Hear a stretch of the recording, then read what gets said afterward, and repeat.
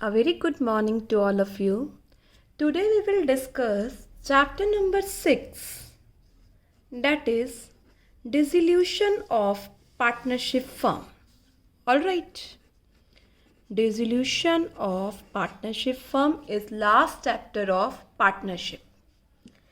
Yes, बेटा Indian partnership act ने एक डिस्टिंक्शन किया है किसके बीच में, dissolution of partnership and dissolution of partnership firm. दोनों बातें अलग अलग हैं. One is dissolution of partnership and second one is dissolution of partnership firm. बेटा डिसोल्यूशन ऑफ पार्टनरशिप में ओल्ड पार्टनरशिप का टर्मिनेशन हो जाता है और एक न्यू पार्टनरशिप एग्जिस्टेंस में आ जाती है, जिसे हम आपको याद हो तो रिकॉन्स्टिट्यूशन भी कहते हैं. रिकॉन्स्टिट्यूशन भी कहा जाता है इसे. इसका मतलब डिसोल्यूशन ऑफ पार्टनरशिप में अगर आप 3 पार्टनर्स हैं और तीनों पार्टनर्स का प्रॉफिट शेयरिंग रेशियो चेंज हो रहा है, तो पुराना एग्रीमेंट एंड हो जाएगा, नया एग्रीमेंट एग्जिस्टेंस में होगा, तो बेटा इसे क्या कहा जाएगा, डिसोल्यूशन ऑफ पार्टनरशिप. ऐसे ही एक नया पार्टनर एडमिट हो रहा है, तो पुराना एग्रीमेंट टर्मिनेट हो जाएगा, एक नया एग्रीमेंट आएगा, तो इसे क्या बोला गया, डिसोल्यूशन ऑफ पार्टनरशिप. ऐसे ही अगर कोई पार्टनर रिटायर हो जाए तो उसे भी क्या कहा जाएगा, डिसोल्यूशन ऑफ पार्टनरशिप. और किसी पार्टनर की डेथ हो गई तो बच्चे तो भी क्या कहा जाएगा, डिसोल्यूशन ऑफ पार्टनरशिप. जहां ओल्ड पार्टनरशिप टर्मिनेट्स हो जाती है और बिजनेस कंटिन्यू रहता है, बिजनेस न्यू एग्रीमेंट से कंटिन्यू रहता है, this is called dissolution of partnership. But what does dissolution of partnership firm means. इसका मतलब है फर्म अपना बिजनेस ही क्या कर देती है, क्लोज कर देती है. जो फर्म का बिजनेस है उसका एंड हो जाता है.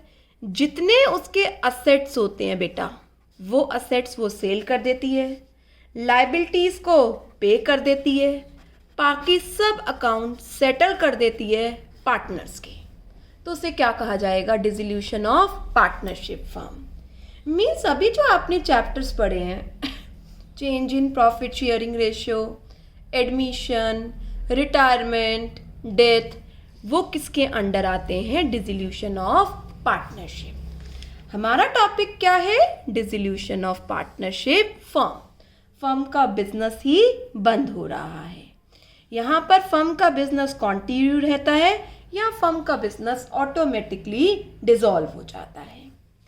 अभी हम सीखेंगे आज डिसोल्यूशन ऑफ पार्टनरशिप कैसे कैसे हो सकता है. हमारे पास 5 वेज हैं डिसोल्यूशन ऑफ पार्टनरशिप कराने के. सबसे पहला वे है म्यूचुअल एग्रीमेंट. बेटा पार्टनर्स आपस में ही डिसाइड कर लेते हैं कि हमें क्या करना है, बिजनेस को डिसॉल्व करना है. ठीक है, आप लोगों को अच्छे से पता है पार्टनरशिप किसका रिजल्ट है, एग्रीमेंट का, है ना. और डिसॉल्व भी कैसे हो सकता है, एग्रीमेंट से. ऑलराइट, तो बाय म्यूचुअल एग्रीमेंट से आप पार्टनरशिप क्या कर सकते हैं, फर्म का डिसोल्यूशन कर सकते हैं.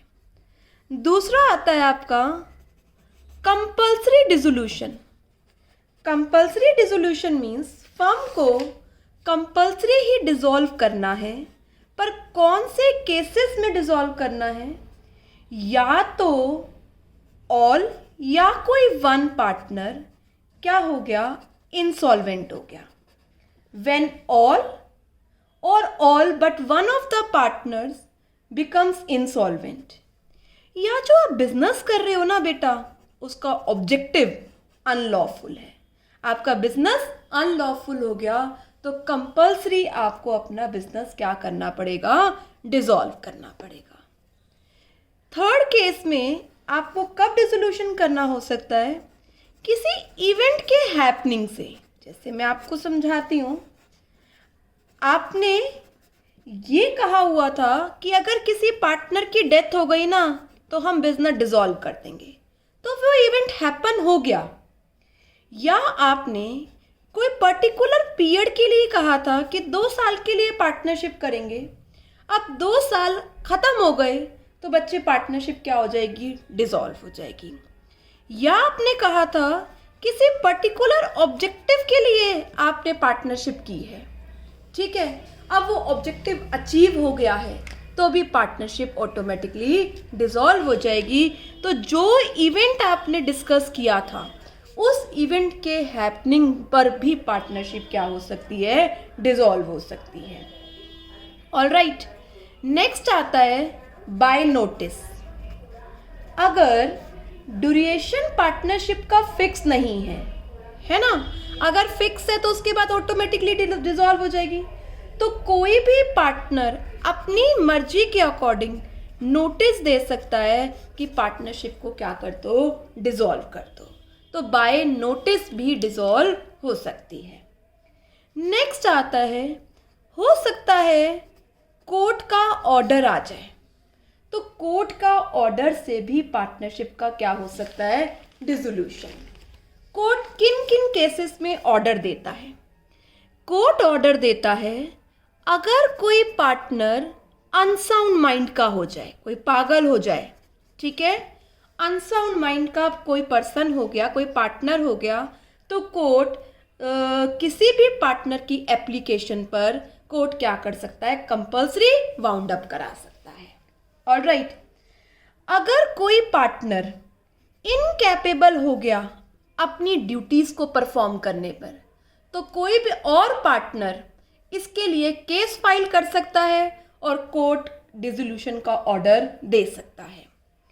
किसी पार्टनर ने मिसकंडक्ट कर रहा है कोई पार्टनर, तो दूसरे पार्टनर कोर्ट को एप्लीकेशन दे सकते हैं, सूट फाइल कर सकते हैं और by the order of court dissolution करा सकते हैं।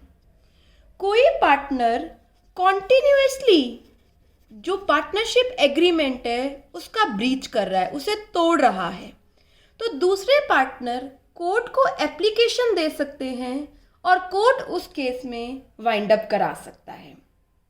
या कोर्ट को लग रहा है कि ये बिजनेस में हर बार लॉस ही होगा, कोई फायदे होने के चांसेस नहीं है, तो बेटा कोर्ट उस केस में भी अगर सेटिस्फाई हो जाता है आपकी एप्लीकेशन से तो वाइंड अप करने के ऑर्डर दे सकता है।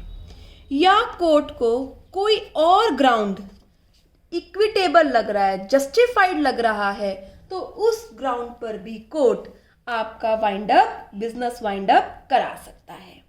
तो इन केसेस में फर्म का क्या हो सकता है, डिसोल्यूशन म्यूचुअल एग्रीमेंट से, कंपल्सरी डिसोल्यूशन जब पार्टनर इंसॉल्वेंट हो गई या बिजनेस अनलॉफुल हो गया, किसी इवेंट के हैपनिंग पर डिसोल्यूशन, कोई एक पार्टनर नोटिस दे सकता है, या आप एप्लीकेशन दे सकते हो कोर्ट को और कोर्ट इन केस में आपको ऑर्डर दे सकता है कि आप क्या कर लीजिए, डिसोल्यूशन कर लीजिए, सारे असेट्स को रियलाइज करिए और सारी लाइबिलिटीज को क्या करिए, पे करिए।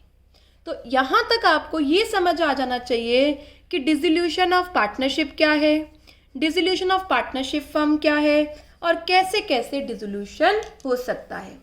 इस चैप्टर में आप जो मैं करा रही हूँ वो सब थ्योरी के आपके नोट्स होने चाहिए नोटबुक में।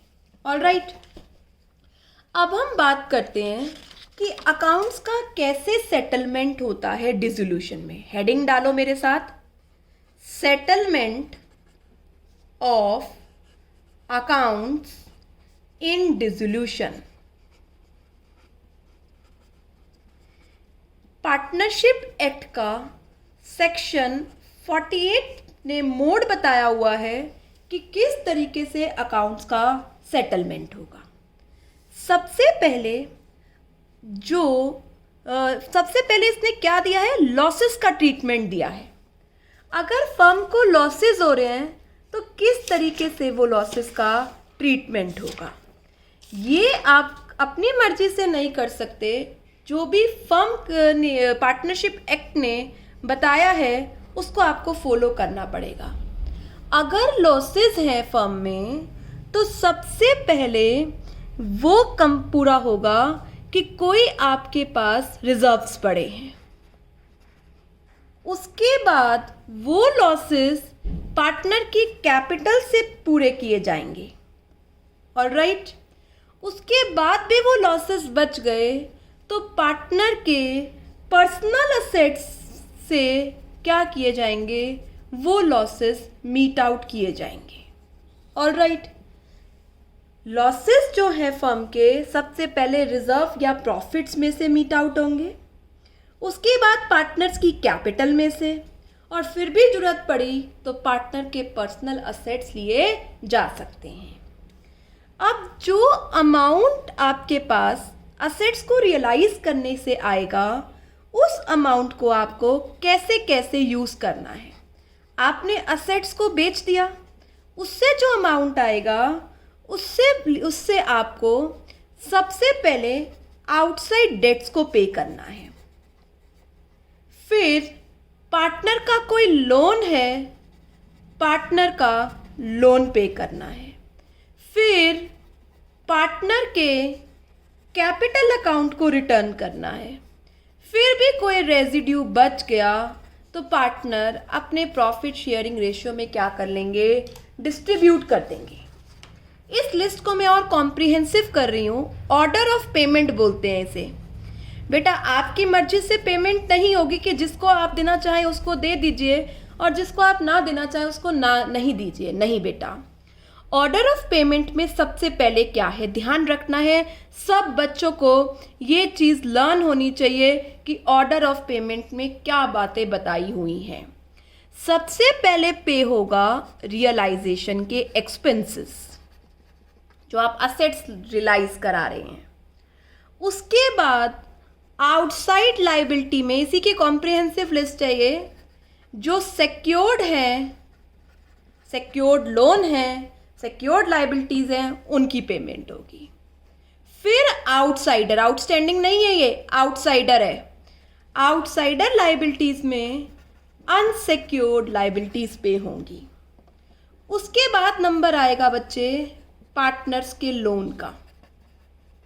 उसके बाद नंबर आएगा बच्चे पार्टनर्स के कैपिटल का। मेरे साथ नोटिंग करते रहिए। फिर जो बच गया, रेजिड्यू बच गया, वो पार्टनर्स के प्रॉफिट शेयरिंग पीएसआर में क्या हो जाएगा, distribute. Order of payment section 48 में लिखा हुआ है, सबसे पहले रियलाइजेशन एक्सपेंसेस, फिर आउटस्टैंडिंग लायबिलिटी जो सिक्योर्ड हैं, फिर आउटस्टैंडिंग लायबिलिटी जो अनसिक्योर्ड हैं, फिर पार्टनर्स का लोन, फिर पार्टनर्स की कैपिटल, फिर जो बचा हुआ है वो पार्टनर्स में पीएसआर में क्या हो जाएगा, डिस्ट्रीब्यूट हो जाएगा। सेक्शन 48 क्लियर है। अगर फर्म के लॉसेस हैं तो सबसे पहले प्रॉफिट्स में से पूरा करिए, फिर कैपिटल अकाउंट से पूरा करिए, नहीं तो उनके पर्सनल असेट्स को बेच दीजिए, क्योंकि आपको पता है पार्टनर्स की लायबिलिटी क्या होती है, अनलिमिटेड। उनके घर के बर्तन तक बिक सकते हैं फर्म की लॉसेस को रिकवर करने के लिए। जो असेट्स बेचोगे उनसे पैसा आएगा आपको। लेटर सपोज 10 लाख रुपए मिला है असेट्स को बेचने से, तो 10 लाख में से पहले रियलाइजेशन एक्सपेंसेस, फिर आउटस्टैंडिंग लायबिलिटी सिक्योर, फिर आउटस्टैंडिंग लायबिलिटी अनसिक्योर्ड, फिर पार्टनर्स लोन, फिर पार्टनर्स कैपिटल, फिर रेसिड्यू। अगर पूरा नहीं होता तो बेटा आप इसका कुछ भी नहीं कर सकते हो, ठीक है। और बच जाता है तो बेटा आप पीएसआर में क्या कर दीजिए, डिस्ट्रीब्यूट कर दीजिए। ऑलराइट, अब आता है सेक्शन 49। सेक्शन 49 में payment of private debts and firm debts के बारे में लिखा हुआ है। तो क्लास सबसे पहले मुझे ये बताइए प्राइवेट डेट्स और फर्म डेट्स होता क्या है। प्राइवेट डेट्स हैं पार्टनर्स के पर्सनल डेट, ऑलराइट, और फर्म के डेट्स हैं जो फर्म ने पैसा पे करना है आउटसाइडर को. Alright, private debts and firm debts. अब यहाँ पर क्या बात बताई हुई है, अगर फर्म्स की डेटें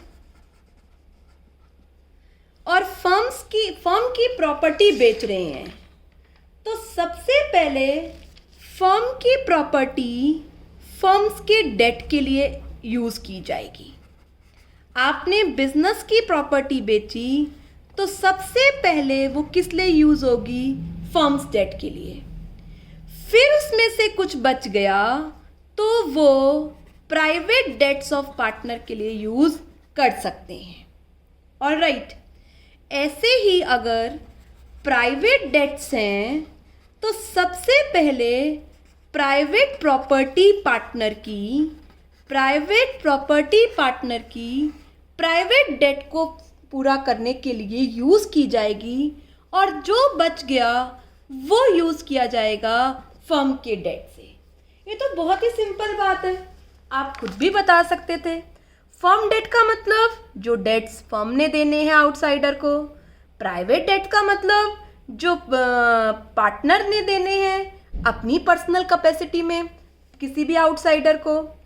फर्म डेट के लिए सभी पार्टनर जॉइंटली और सेवरेबली लाइबल है, बट पार्टनर के प्राइवेट डेट के लिए पार्टनर पर्सनल लाइबल है. तो फर्म की प्रॉपर्टी बिकती है तो सबसे पहले फर्म के डेट पे होंगे, और कुछ बच गए तो प्राइवेट डेट्स पे कर सकते हैं. अगर प्राइवेट डेट है तो सबसे पहले प्राइवेट डेट्स को पूरा करने के लिए यूज़ होगी, बाद में फर्म्स के डेट को पूरा करने के लिए यूज़ हो सकती है. तो ये सेक्शन 49 में लिखा हुआ है, फर्म्स डेट और private debt. Firms property will be applied for firms debt first, then for private debts, and private property will be utilized for private debt first and after that firm's debt. तो यहाँ पर हमने इस video में theory discuss करी है अभी, dissolution of partnership firm क्या होता है, किस तरीके से अकाउंट्स का सेटलमेंट होता है सेक्शन 48, और लास्ट आता है section 49. Alright student, good bye.